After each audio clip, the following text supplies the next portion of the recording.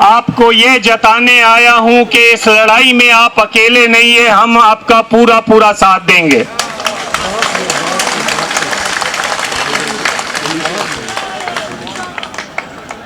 हिंदुस्तान की सरकार कोई भी हो, उसकी हमेशा ये कोशिश रही है कि मुसलमानों को, सिखों को, ईसाइयों को, सबको अक़लियतों के रूप में वो इकट्ठा कर, अलग अलग करके तो अपनी लड़ाई जो लड़े।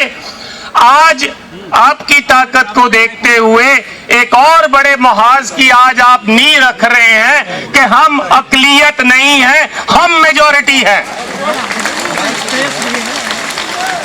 और ये तब मुमकिन हो सकता है जब हमारी लड़ाई आपकी हो और आपकी लड़ाई हमारी हो।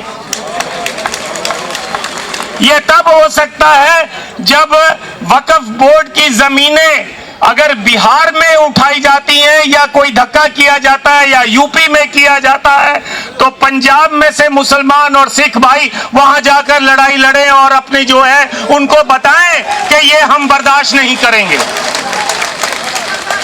और मैं आपको ये बताना चाहता हूं, ये फितरत में है। बिहार में पटना साहिब हमारी वो मुकद्दस जगह है जहां पर 10वें गुरु गोविंद सिंह जी ने जन्म लिया था, प्रकाश हुआ था उनका। वहां की जमीनें भी डिस्ट्रिक्ट जज के अधीन हैं। आधे से ज्यादा जमीनें 1956 से लेकर आज तक छीन ली गई हैं। इसी तरह नांदेड़ में आधे से ज्यादा नांदेड़ शहर हमको निजाम हैदराबाद ने महाराजा रणजीत सिंह के काम से खुश होकर तखत हजूर साहब को वो जमीन दे दी। उस नांदेड़ शहर की आधा से ज्यादा जमीन जो है महाराष्ट्र की सरकार ने कब्जा किया हुआ है। पिछले 12 सालों से चुनाव नहीं होने दे रहे हैं और उनका पूरा मंसूबा है कि हमने जो है उस कमेटी के ऊपर अपनी जो है हुकूमत चलानी है। तो मेरा आपसे यही कहना है कि वक्फ बोर्ड की जमीन गरीब की जमीन है। वक्फ बोर्ड की जमीन धार्मिक बंदे की जमीन है जिसने दसवंध दिया, कहा भी चलो मेरे दादा दुनिया छोड़ गए हैं, उनकी याद में मैं थोड़ी सी जमीन देता हूं जहां पर कोई मदरसा खुल सके, जहां पर कोई अस्पताल बन सके। लेकिन सरकार को यह मंजूर नहीं है। सरकार आपका टेस्ट ले रही है, आपको इस टेस्ट में पास होना है और इस लड़ाई को केवल दिल्ली तक सीमित नहीं करना है, पूरे हिंदुस्तान के एक एक सूबे में लेके जाना है और यकीनी बनाना है कि ये जो धक्का है हम बर्दाश्त नहीं करेंगे। मेरी आपसे गुजारिश है, डॉक्टर इलियास साहब से, बाकी सारे जो सज्जन यहाँ पर बैठे हैं उनसे भी, इसको केवल एक दिन का धरना मत बनाओ। मैंने इनकी जो वीडियो टॉक सुनी है, इसमें इन्होंने कहा है कि जैसे किसान भाइयों ने 1 साल तक बॉर्डर पर लड़ाई लड़कर सरकार के घुटने लगा दिए थे। सरकार मान गई कि हमको बिल वापस लेना पड़ेगा। तो अगर वक्फ बोर्ड की जमीनों को बचाना है तो आप भी इस लंबी लड़ाई के लिए तैयार रहें और हम आपका पूरा पूरा साथ देंगे।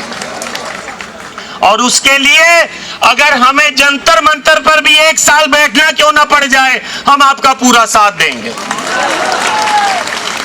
और यदि हमें यह ऐसा लगे कि हमको यूपी और दिल्ली का बॉर्डर सील करना है तो हम उसके लिए भी तैयार रहेंगे। ये रीजनल लड़ाई नहीं है, ये धार्मिक लड़ाई है और धार्मिक लड़ाई धार्मिक जज्बे से ही लड़ी जा सकती है। तो आओ, हम आपका पूरा साथ देंगे। आप यकीनी बनाओ कि आप साथ लें। अगला मोर्चा अगर जरूरत पड़े तो मलेरकोटले में लगाओ, लुधियाना में लगाओ और सारे हिंदुस्तान से जो मुसलमान भाई है वहां पर आए और हम सिख भाई जो हैं वो भी रल मिलकर आपका पूरा वहां साथ देंगे और सरकार को एक मैसेज देंगे, मुसलमान की लड़ाई हमारी लड़ाई है और हमारी लड़ाई आपकी लड़ाई है। तुमने दलितों की जमीनें ली, हम लेकिन हम चुप नहीं रहे, फिर भी दबी जबान में अपनी आवाज उठाते रहे। तुमने ट्राइबल्स की भी जमीनें छीन ली हैं, तुमने बंबई के आसपास, बंबई से लेकर पुणे तक जितनी भी जमीनें हैं ट्राइबल्स की, वो भी छीन ली हैं। लेकिन अब वक्त आ गया है, इनफ इज इनफ, अब बर्दाश्त नहीं होता। अब हम सब रल मिलकर हम ये यकीनी बनाएंगे कि अपनी जमीनें बचाएंगे। एक बार फिर पूरे जोश के साथ, जैसे सब आप इकट्ठे हो, बोलिए आप मेरे साथ, वक्फ बिल वापस लो,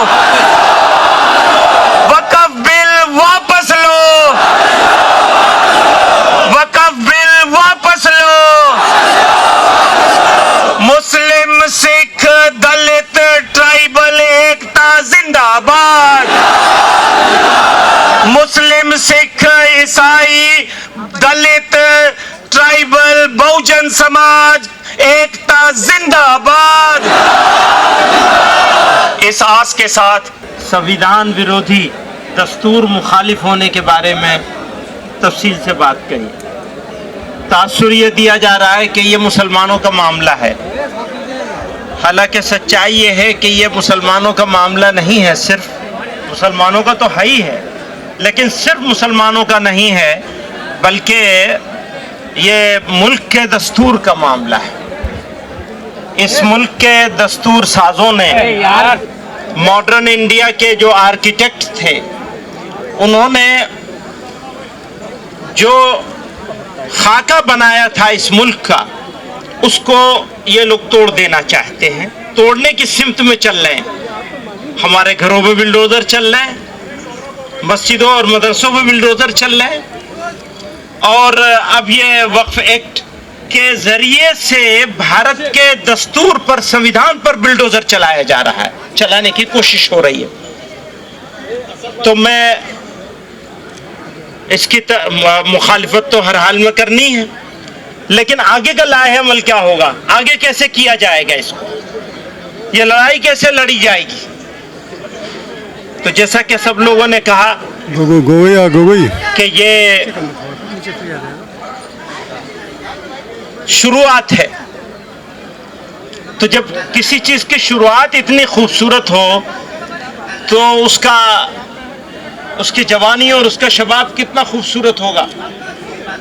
मुझे हमारे सिख समाज के जिम्मेदार, मैं उनको मुबारकबाद देना चाहता हूं, और यकीनन ये लड़ाई सब लोगों की है, और अगर इस लड़ाई को अकेले अकेले लड़ा जाएगा तो हो सकता है थोड़ी दिन के लिए वो जीत जाए।